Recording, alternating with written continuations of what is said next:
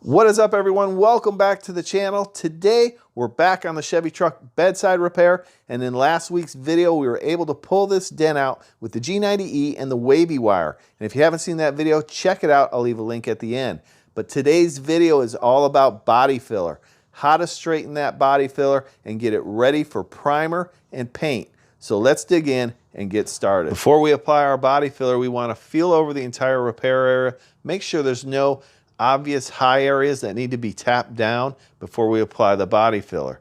Then we're going to go ahead and wash this with wax and grease remover. This will remove any contaminants so we can apply our filler cleanly.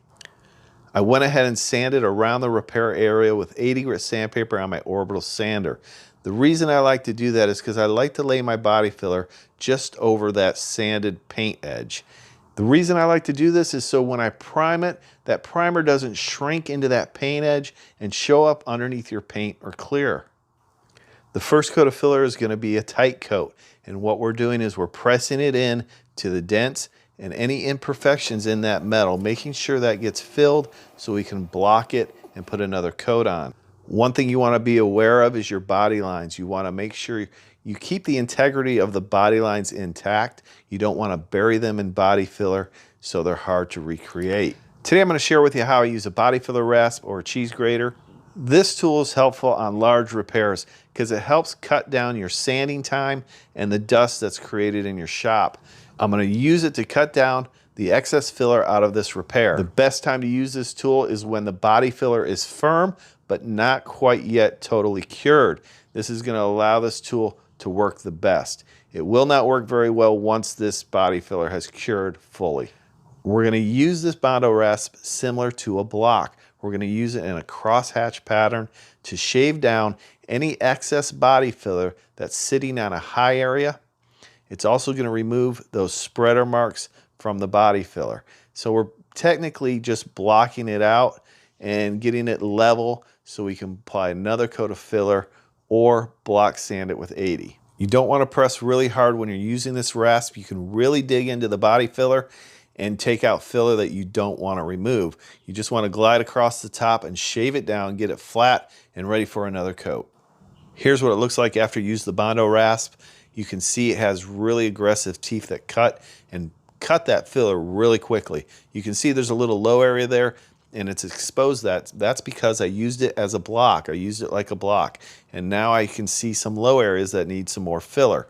This tool is really good if you have a large repair area with a lot of filler in a large area. If you're doing a small little dent or something like that, you don't need a rasp. You can just sand it down. But I will leave a link to this tool in the description and all the tools and products I use. Now I'm going to use my Mirka orbital sander and we're going to use it kind of like a block. It's an orbital action, but I'm going to use it in a crosshatch pattern to get this a little bit straighter. We're using 80 grit sandpaper to smooth this out before we apply another coat of filler. Remember, you don't want to sand right on those body lines. You want to keep the integrity of those body lines intact and sand up to those body lines.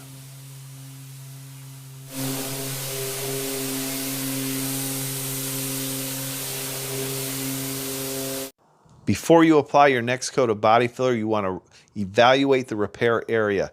Look for anything that might cause issues after your next coat of filler. So I'm feeling over this. I'm going to check it for any high areas that I need to knock down or tap down. Now I did notice, you can see where there's some bare metal there. I did notice that we went through there and it is a little bit high in that ridge. So we're going to tap that down and get it ready for another coat of filler.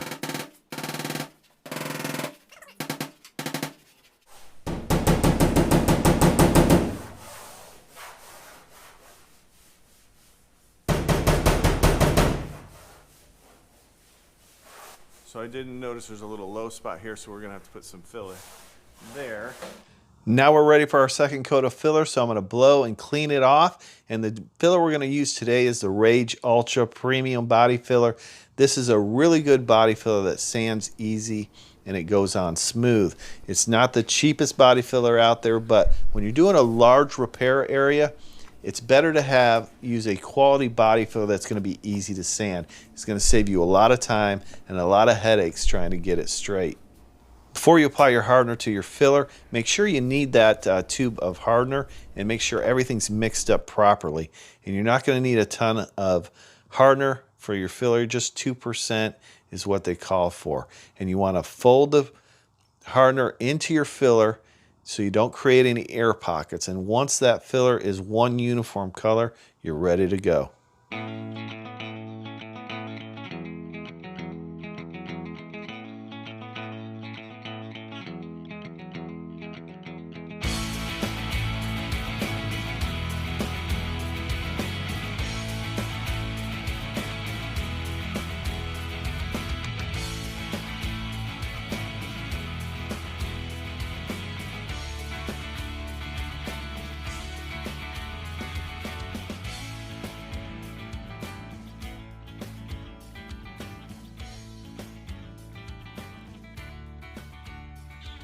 Now I'm busting out the long block with some 80 grit sandpaper. I'm going to go over that wheel opening lip and we're going to get that blocked straight, and then we'll move on to above that body line and block down to that body line. So we're blocking up to the body line on the lip, and then we'll move to the top and block down to that body line. We're going to keep that body line intact, and then we'll fine tune it later on.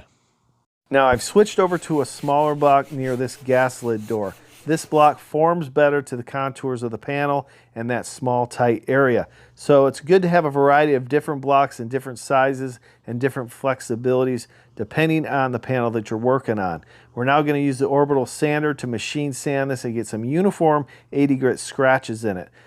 I am now going to spray it with another guide coat so we can block it out with 180 grit and see where our high and low areas are.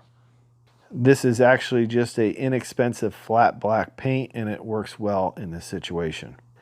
I'm busting out the long block again with some 180 grit sandpaper on it this time. We're going to start refining those 80 grit scratches down to 180. I'm breaking up this blocking into sections. The first section I'm going to do is that flat area on the wheel opening. I'm going to hold my block flat, blocking an X pattern, and the guide coat will show me any high or low areas. You can see there's a little bit of a low area there where that guide coat is sitting in it. That tells me I need to block that a little bit more or add some filler to it. Now I'm going to break out my flexible block for this body contours above this body line. And this block will flex around those contours. I am using 180 still. We're still removing those 80 grit scratches to get this smooth.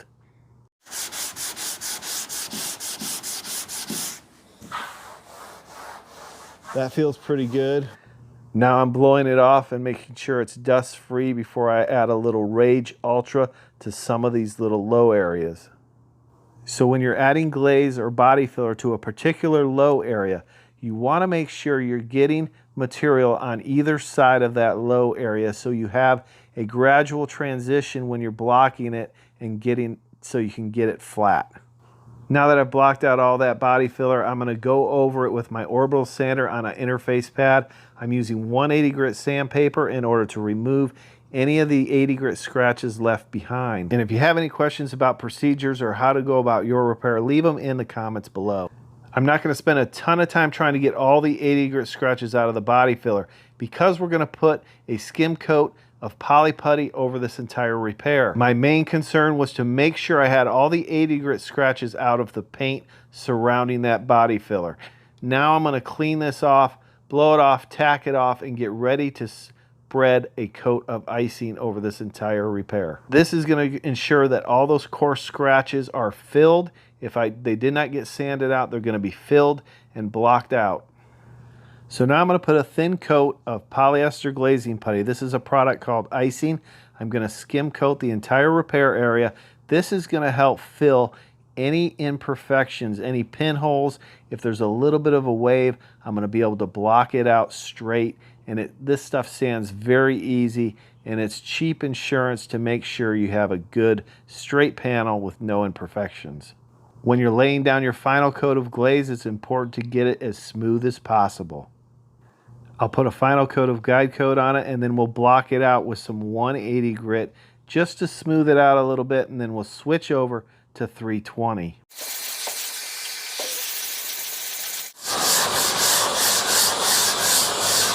And now I'm going to use this bodyline tool to recreate this bodyline, give me a point of reference of where this bodyline should be so I can make it as precise as possible.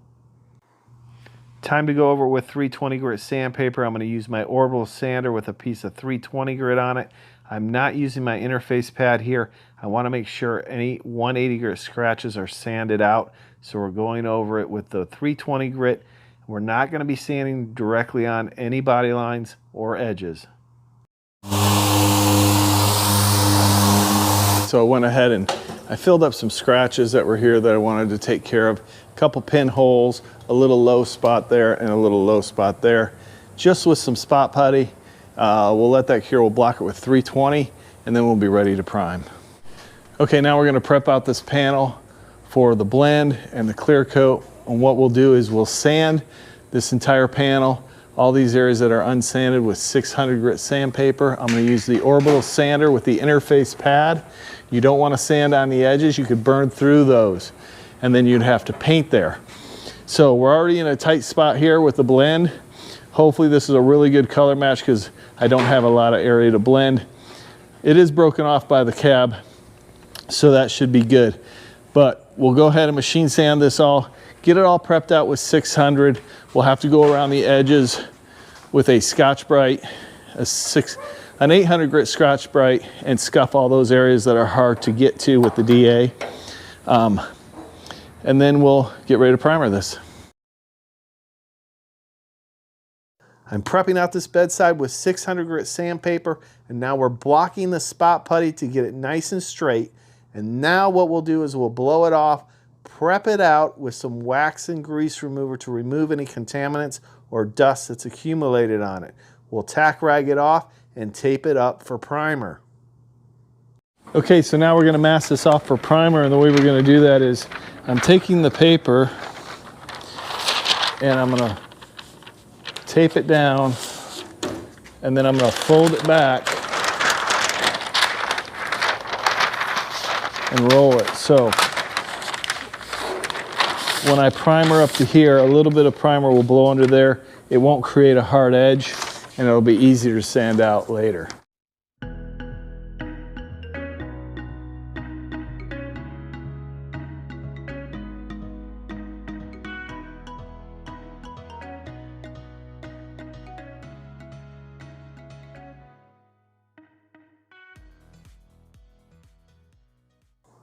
Now I've mixed up a 2K urethane primer. This is Roberlo ME1.